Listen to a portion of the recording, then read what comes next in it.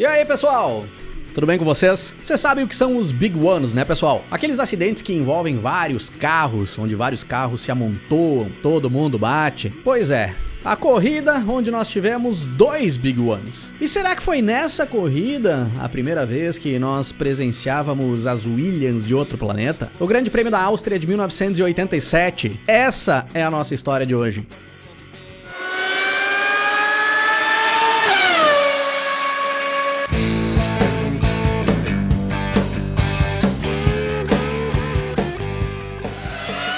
Galera, vocês estão vendo esse moletom aqui que eu tô usando? Da Lotus John Player Special, a Lotus preta e dourada. Quem curte esse tipo de item, esse tipo de artigo, acessa lá autofuzzstory.com, loja parceira aqui do Rock 'n' Race. Tem moletons de várias equipes, como esse aqui que eu tô utilizando, outras equipes retrô, tem camisetas, tem coleções atuais, coleção 2024, itens especiais de cada piloto, de cada equipe. Pra galera que curte automobilismo e curte vestir automobilismo, é uma boa pedida. Acessa lá autofuzzstory.com. Quando for fazer o pedido, coloca o cupom de desconto lá Rock 'n' Race, tudo junto, para ganhar um bom desconto na hora de fechar o pedido. autofuzzstory.com. Link na descrição do vídeo. Acessa lá e aproveita. O Grande Prêmio da Áustria de 87 era a 10ª etapa do Campeonato Mundial de Fórmula 1 daquele ano, com data marcada para o dia 16 de agosto de 87 no circuito de Österreichin, em Spielberg, na Áustria, onde é o atual Red Bull Ring. Campeonato Mundial naquele momento com o Brasil fazendo dobradinha na ponta da tabela do Mundial. Nelson Piquet o primeiro colocado com 48 pontos conquistados e o Ayrton Senna vindo logo atrás com 41 pontos na segunda posição. O Piquet, correndo pela Williams, vinha fazendo uma temporada muito regular, tinha poucos abandonos e vinha somando muitos pontos em todas as provas. O Senna, naquele ano com a Lotus Honda, vinha fazendo performances muito boas, por mais que o carro tivesse os seus problemas. Um pouco mais atrás, o inglês Nigel Mansell, companheiro do Piquet na Williams, com 30 pontos conquistados, e empatado com o Mansell, o atual campeão mundial, bicampeão mundial, o francês Alain Prost com a McLaren. Os 4 pilotos que tinham disputado o Campeonato Mundial de 1986 até as últimas curvas seguiam disputando o título ali em 1987. O campeonato parecia se desenhar como uma sequência do que tinha sido 1986. E eram ali naqueles dias que antecediam o Grande Prêmio da Áustria de 87 que nós víamos os primeiros capítulos do final da parceria entre a Honda e a Williams. A parceria que tinha formado a equipe mais forte do grid ali naqueles anos de 86 e 87. Isso começou a ficar claro quando John Judd, aquele dos motores Judd, viaja para a Áustria para buscar parcerias de desenvolvimento para os motores aspirados, que passariam a ser obrigatórios a partir de 1989 em todos os carros do grid. Já era definido que os motores turbo estariam proibidos. E ali na Áustria em 87, o John Judd encontra o Frank Williams e também o japonês Yoshitoshi Sakurai, que era diretor da Honda. O Judd tenta com o Sakurai fazer uma parceria para que a Judd pudesse trabalhar nos V8 aspirados da Honda, preparar esses motores para fornecer para equipes a partir de 88 e 89. O Sakurai meio que a contragosto até dá a permissão e consegue uma parceria pro Judd. A Honda aceita vender os motores pro Judd, mas pede que o nome Honda seja retirado dos motores. Após preparados pelo Judd, eles seriam vendidos e fornecidos para as equipes como motores Judd. E o Sakurai, que já vinha tendo algumas rusgas com o Frank Williams, informa o seu Frank Williams ali, naqueles dias na Áustria, que a Honda não tinha interesse em cumprir o contrato com a equipe do seu Frank Williams até o final de 1988, que era o que eles tinham acordado até então. O Frank Williams fica maluco. Ele simplesmente perderia o melhor motor da Fórmula 1 ali naquele momento. É óbvio que a Honda vinha fazendo isso por conta da forte parceria que vinha se criando com a McLaren para 88. Então o Frank Williams não só perderia o melhor motor da Fórmula 1, mas esse motor iria para o seu principal concorrente. E o Sakurai já informa o Frank Williams que tudo estava sendo preparado para que o anúncio oficial do final dessa parceria fosse feito em Monza, no Grande Prêmio da Itália, semanas depois. E aí o Frank precisaria buscar outro motor para equipar os seus carros a partir de 1988. E quem estava ali próximo do Frank Williams, estendendo a mão para fazer uma parceria, era John Judd. E o resto é história. Quem não tava preocupado com esses assuntos de paddock ali naquele momento era o inglês Nigel Mansell. O Mansell tava concentrado porque ele precisava buscar uma vitória de qualquer jeito. Ele tava 18 pontos atrás do seu companheiro de equipe, o Nelson Piquet. Chegava ali naquele momento no seu 100º grande prêmio da carreira, fazendo boas performances, mas com muitos questionamentos em relação ao seu desempenho na pista, principalmente em relação às falhas que o Mansell cometia. Interessante que o Mansell chegava ao seu 100º GP ali em Spielberg, na Áustria, exatamente onde ele tinha feito o primeiro grande prêmio dele, lá em 1980, correndo pela Lotus. Só que o Mansell, chegando ali em Spielberg, nos dias que antecediam a corrida, é atormentado por uma forte dor de dente. O cara teve que extrair 2 sisos um dia antes de começar os treinos. Era cada coisa que acontecia com o Mansell. Apareceu no paddock na sexta-feira com a bochecha inchada e uma bolsa de gelo, mas dizendo que isso não o impedia de fazer um bom treino de classificação e buscar uma boa posição de largada. Treino de classificação que mostrava ali pra gente carros com muitas modificações em configuração, principalmente por conta da altitude de Spielberg. A altitude maior, pressão atmosférica menor, turbos atuando com menor pressão. E isso mudava muito a configuração dos carros. Ali nos treinos de sexta-feira, os primeiros treinos, praticamente tudo era teste. Era difícil de entender como seria a corrida no domingo. E na sexta-feira de manhã ainda, no treino livre, um baita susto, pessoal. Um servo cruza a pista quando o sueco Stefan Johansson na McLaren passava fazendo uma volta rápida. O Johansson, ali num reflexo, até conseguiu tirar um pouco o carro para não dar um choque direto no servo. Mas ele acabou pegando o bicho de lado. O servo pega ali na suspensão dianteira do carro, na lateral, arranca tudo fora. Uma pancada horrível. Não preciso nem dizer que o bichinho tomou a pior. E além do carro destruído, sobrou um pouco pro Johansson também, que acabou fraturando uma costela. E sorte que ele teve o reflexo para conseguir desviar e não pegar em cheio de frente no servo. Senão teria sido bem pior. Como no sábado nós tivemos muitas chuvas, os tempos pro grid de largada acabaram sendo definidos ainda na sexta-feira. Nelson Piquet na primeira posição com a Williams, 1º na frente do Mansell com a bochecha inchada. O austríaco Gerhard Berger, que era o piloto da casa e a estrela da festa, ficava na 3ª posição com a Ferrari. Em 4º, o belga Thierry Boutsen com a Benetton e em 5º, o companheiro dele, o italiano Theo Fabi. O italiano Michele Alboreto da Ferrari na 6ª posição e o brasileiro Ayrton Senna com a Lotus em 7º. Com treta rolando entre os dois desde o início do final de semana. Os dois quase se enroscaram na pista fazendo volta rápida e o Alboreto disparou depois do treino dizendo que o Senna dirigia como um bandido. O Senna naquele final de semana reclamava muito do equilíbrio da Lotus. Trabalharam a sexta-feira toda fazendo modificações e acertos no carro que não foi possível testar no sábado porque choveu. Então era uma incógnita pro Senna o que ia rolar na corrida. As McLarens do Prost e do Johansson tiveram um desempenho ainda pior, largaram lá pra trás. E o Johansson com a costela quebrada. Após os treinos, muitas reclamações por parte dos pilotos. Reclamação que já vinha acontecendo há anos em relação à segurança ali do circuito de Österreich. E muitos fatores ali nos treinos potencializaram essas reclamações. O acidente do Johansson com o servo, demora para retirar os carros acidentados da pista, carros posicionados em posições perigosas. O Prost, que era presidente da Associação de Pilotos, tinha enviado um relatório já para a organização da corrida, meses antes da corrida acontecer, e segundo ele, nada tinha sido cumprido. Nenhuma solicitação tinha sido atendida. E já dizia ali, vamos correr, mas provavelmente essa é a última vez que vamos correr por aqui. Nessa situação não tem condições de realizar corridas seguras. E é dessa forma que nós temos a largada para 52 voltas do Grande Prêmio da Áustria de 1987. O Piquet larga bem e se mantém na ponta. O Mansell vem logo na sequência em segundo. Quem larga bem é o Theo Fabi, que pula na frente das Ferraris e vai para a 3ª posição. Mas aí, o Zack Speed do britânico Martin Brundle, do nada, dá uma guinada para a esquerda na reta. Acerta em cheio a barreira de proteção na beira da pista e volta em cheio pro traçado, onde os carros vinham passando. E aí começa o bolo. Todo mundo tentando desviar do Brundle, que voltava para a pista rodando, e um abalroando o outro. Uma meia dúzia de carros bateram e ficaram espalhados ali pela reta dos boxes, antes ainda da primeira freada. Como esses carros estavam trancando o caminho daqueles que tinham passado por ali e vinham completando a volta, é dada a bandeira preta e a corrida é interrompida. Os fiscais precisariam limpar a pista para termos nova largada. E aí, vamos de novo. Nova largada dada. O Piquet larga bem e se mantém na frente. O Mansell também larga bem, só que ele tem um problema no câmbio logo após arrancar.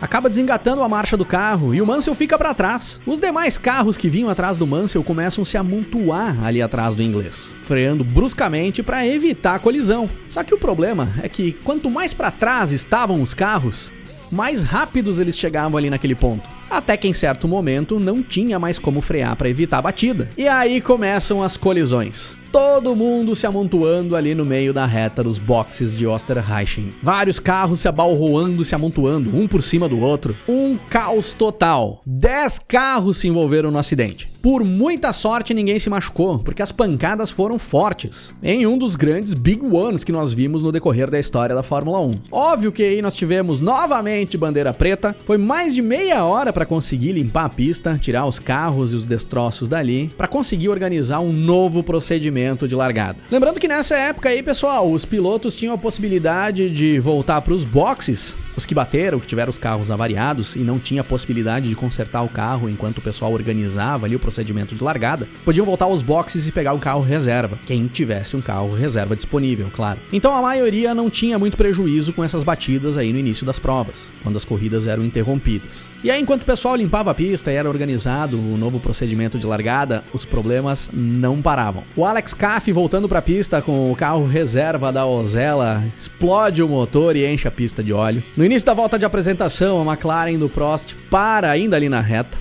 com problemas elétricos. Os fiscais conseguem levar a McLaren do Prost para dentro dos boxes e ele precisaria largar dali mesmo, caso conseguisse largar. No final da volta de apresentação, o Alboreto recolhe o carro aos boxes, achando que estava com pneu furado, e não tinha pneu furado nenhum, era só o volante dele que estava mal encaixado. Problemas da Fórmula 1 dos anos 80. Mas no meio de tanta confusão, nós vamos para a largada. A terceira do dia, outra vez. E pela terceira vez, o Piquet larga bem e se mantém em primeiro. Quem não larga bem é o Mansell, que acaba caindo para quarto, ainda antes da primeira freada. O Butsen com a Benetton pula para a segunda posição, na frente do Berger. O Senna, que tinha pego o carro reserva, pois ele teve um toque com o Alboreto ali naquele bolo do Mansell, tem problemas no turbo do carro reserva, não consegue arrancar direito e fica bem para trás. Quase que o Senna causa outro Big One, pois acontece uma situação muito parecida com a do Mansell, mas conseguiu passar ileso, todo mundo conseguiu desviar dele, ele só ficou lá para trás. Fechando a primeira volta, nós tínhamos o Piquet em primeiro, com o Butsen em segundo, o Berger em terceiro, o Mansell em quarto, o Theo Fabi em quinto e o italiano Riccardo Patrese da Brava na sexta posição. E o Butsen botando pressão para cima do Piquet, tentando tomar a liderança da corrida. Só que quem dava show na pista nesse momento era o Senna. Depois de corrigir o problema no turbo da Lotus, passa 4 carros na pista em apenas uma volta. E aí ele já integrava a 12ª posição. Na volta 3 de corrida, o Senna já era 10º. E nesse momento o Mansell passa pelo Berger na pista. Sobe para a 3ª posição em inglês. E o Mansell passa pelo Berger com certa facilidade, porque o Berger tem problemas no turbo da Ferrari. Na volta 6 de corrida, o austríaco encosta e era fim de prova para o piloto da casa. Na volta 10, o Piquet era líder. 2 segundos à frente do Butsen, que tinha o Mansell ali vindo logo colado nele. E o Senna já era 8º e vinha colado no italiano Andrea De Cesaris da Brabham, tentando buscar a posição. E nesse momento os líderes chegam num bando de retardatários. O Piquet se complica bastante para negociar as ultrapassagens com os retardatários. E o Butsen cola no brasileiro mais uma vez. Só que logo em seguida, enquanto brigava pela primeira posição, o Butsen perde todas as marchas do carro. A alavanca de câmbio da Benetton do Butsen fica solta. E ele vai para os boxes, consegue levar o carro até os boxes. Prova totalmente prejudicada para o belga por conta de uma porca que tinha sido mal apertada na alavanca do câmbio. Problemas da Fórmula 1 dos anos 80. A equipe conserta, aperta a porca da alavanca e o Butsen retorna para a pista, mas aí na 11ª posição. Mais pra frente no pelotão, o Alboreto faz uma bela ultrapassagem para cima do Senna e os dois já tinham superado o De Cesaris. E o Mansell começava a ameaçar o Piquet na pista. Ia reduzindo bastante a diferença, tanto que chegando na volta 20, era só no visual, o Mansell já estava colado atrás. Uma volta depois, após se livrarem de alguns retardatários, o Mansell dá o bote definitivo.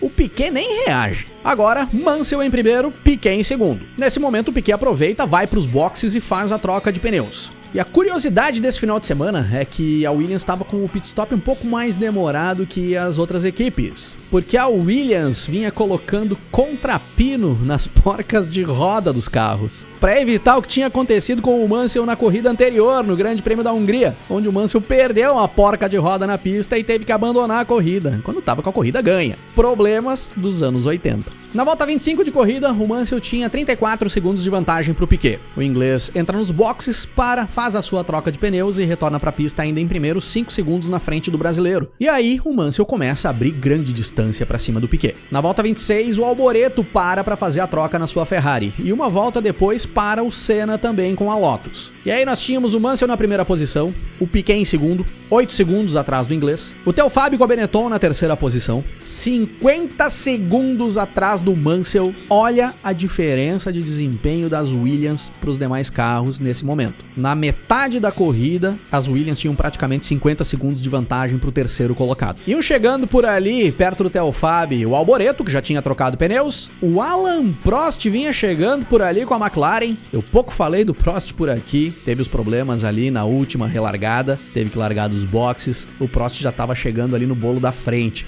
Já era quinto colocado. O Senna vinha logo atrás do Prost e o Butsen, que teve o problema lá da alavanca do câmbio solta, já ia chegando ali no Senna também. Na volta 30 de corrida, Mansell 13 segundos à frente do Piquet. O Leão voava. Quem disse que Leão não voa? O Theophable 43 segundos atrás do Piquet. E aí já tomando uma pressão insana do Alboreto e do Prost. O Senna e o Butsen vinham um pouco mais atrás. Na volta 31, o Alboreto passa pelo Fabi. O Prost aproveita o embalo e passa pelo Theophable também. E para não perder o embalo de vez, o Prost já pega e passa pelo Alboreto. Agora o Prost era terceiro colocado. Será que andava pouco esse francês? E aí o Fábio já começa a tomar pressão do Senna também. E o Prost do Alboreto, que não gostou nada de ser ultrapassado pelo francês. O Alboreto estava meio invocado nesse final de semana. Na volta 35, Mansell com 20 segundos de vantagem para cima do Piquet. Já começava a poupar equipamento e levar o carro com tranquilidade até o final da corrida. Não tinha mais o porquê ele forçar. A mesma coisa fazia o Piquet. Ele já via que buscar o Mansell era difícil.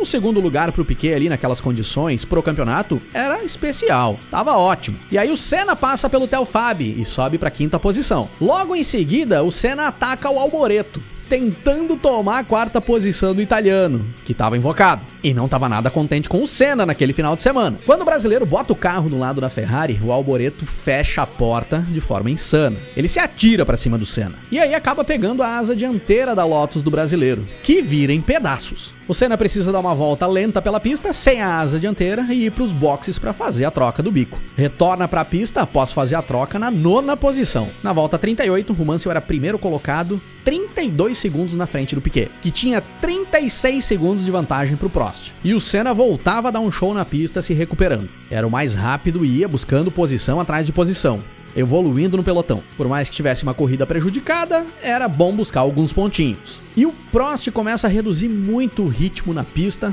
por conta de um problema no turbo da McLaren. Era certo que os turbos teriam problemas ali por conta da altitude. O Prost foi uma das vítimas. Mas o francês segue lento pela pista, consegue se manter andando. Quem não tem a mesma sorte é o Alboreto com a Ferrari. Os problemas no turbo da Ferrari do Alboreto não deram condições de ele seguir na corrida. O italiano precisou recolher e era fim de prova pro italiano e pra escuderia italiana. Podia recolher o acampamento ali na Áustria. O Prost com o problema começa a perder posições na pista.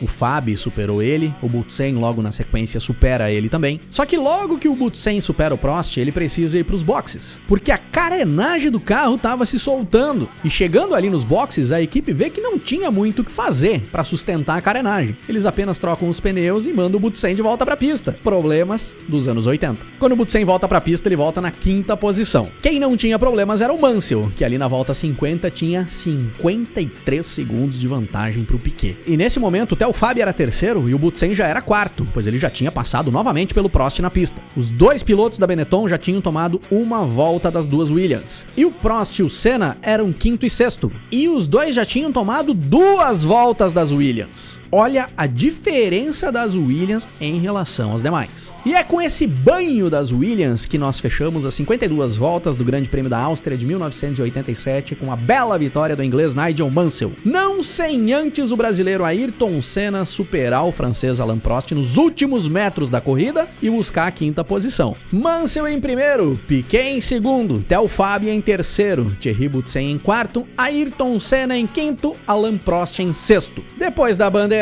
e da volta de comemoração, a organização da prova coloca os 3 primeiros colocados na carroceria de uma picape para levar os caras até o pódio e passar na frente da torcida, comemorando, acenando. No caminho que essa picape faz até os boxes, ela passa por baixo de uma passarela de metal. O Mansell ali, de pé, em cima da carroceria da picape, todo feliz e distraído, acenando, parecendo a rainha da festa da uva, não vê a passarela e dá uma pancada fenomenal com a cabeça na estrutura de metal. Cai de joelhos aos pés do Piquet que estava do lado dele e cai em gargalhadas. Era cada coisa que acontecia com o Mansell. Não bastasse estar com a bochecha inchada por causa dos sisos, agora tava com a cabeça inchada também. E quem também tava com a cabeça inchada eram Senna e Alboreto. Os dois seguiam trocando gentilezas após a corrida. O Senna dizendo que o Alboreto tava fazendo zigue-zague no momento em que ele tentou ultrapassar e acabou colidindo, e o italiano dizendo que fechou a porta pra cima do Senna de forma proposital, sim, porque o Senna não entendia nada através de palavras. Então ele precisava ser ensinado na pista a 300 km por hora. Coisa linda. O fato é que nós víamos ali naquele momento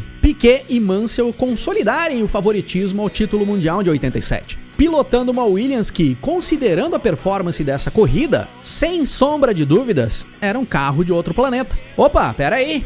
Segundo a história, não é essa a Williams de outro planeta. Mas aí é assunto para outro episódio aqui do canal.